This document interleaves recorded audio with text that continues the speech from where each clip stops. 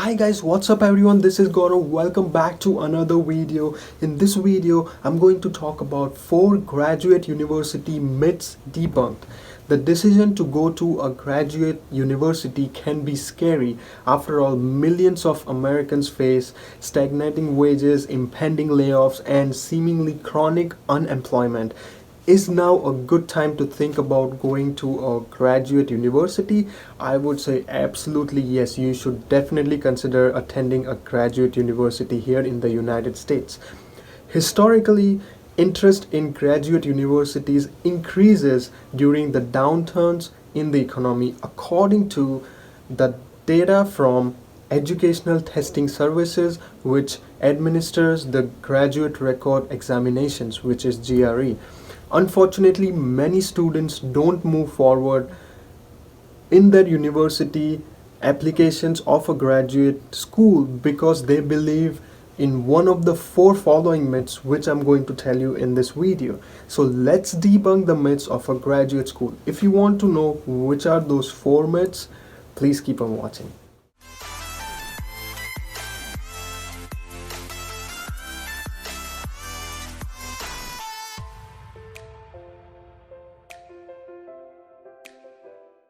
Myth number 1, it isn't worth going to a graduate university unless I get into a top rank university or program. From my experience, this may be the most pervasive myth, and choosing a program primarily because of its ranking is one of the biggest mistakes a graduate university applicants can make. There are plenty of examples of people who went to all the top ranking universities yet they failed to perform well. Employers know this. When it comes right down to it, they value who you are, what you can bring it to the table, what talents you have, and the degree itself. They do not think where you attended school or where you come from. Getting your graduate degree from any institution demonstrate to employees that you have what it really takes to succeed. Persistence and determination. There are the 2 important things which they look into is persistence and determination of you that you completed your graduate school. That should be enough for an employer, not like which ranking university you come from. Myth number 2, it's too expensive to go to graduate universities and I cannot afford it. Let's face it, school is expensive, universities are expensive, but it always has been regardless of the economy. If the economy is going down or up, school and universities are always expensive to study in. Fortunately, there are many opportunities to get others to pay for your graduate studies so you can earn your degree with minimal personal expense or debts. Yes, I said it correctly. You can do it with your minimum wages or the minimum education cost when you follow the following steps, which I'm going to tell you. The first step would be check with your current employer. Many offers educational benefits. Step number 2 would be work for colleges or universities you want to attend. We are not talking about minimum wage or work study jobs.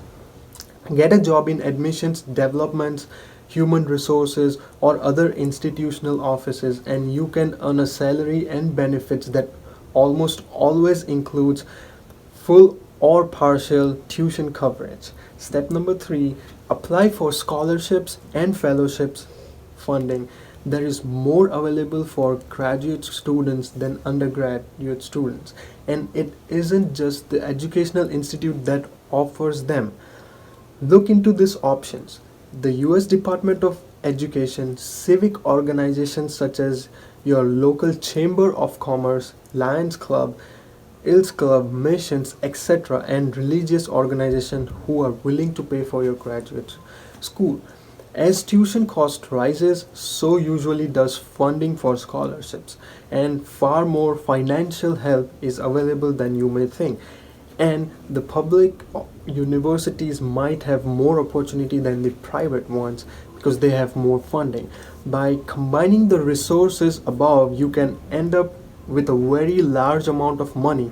Some of this opportunity come from a string attached, a method of service or commitment to continuing a work for a period of time after graduation. So there might be some condition which might be attached to it, but you have to take into consideration all the factors. Fulfilling those obligations will be well worth it if you want to go to a graduate school. Myth number 3: my undergraduate academic record isn't good enough and I won't get accepted. Admission committees don't just look at your grades, they look at everything in your application, including letter of recommendations, essays, and the course you think, the internships you did, and the work and the experience. They don't just evaluate on the basis of your undergraduate GPA, but they evaluate on basis of many factors which I've told you in couple of videos, and they are very important as much as the GPA. You have standardized test, you have letter of recommendation, essays, courses, internships, work experience, a lot of things. Admissions directors are looking for a reason to get you in, not reasons to keep you out. The older and further away you are from your undergraduate degree, the less important your previous grades will be. If you still feel your academic record is lacking, take 1 or 2 graduate courses and get an A grade. It shows you are serious about your education and demonstrates that you are capable of doing and succeeding. Then you can say in your application essay that while my undergrad record is not strong, this is an example of kind of work I do now. And don't worry about its recent courses are at some community college or some lower college, or the certificates are online, but if you do this additional step, they will be convinced that you are able to perform well, and it's an initiative that would shine in your application. Myth number 4: I'm too old to go back to school. Statistics show that in many institutes, the average graduate students in the mid are like around 30 years of age, the average of all around the institutes in the America. So there is no disadvantage or stigma in going back as an older student. Some people make choice later on that he or she wants to attend the graduate school and get some master's degree.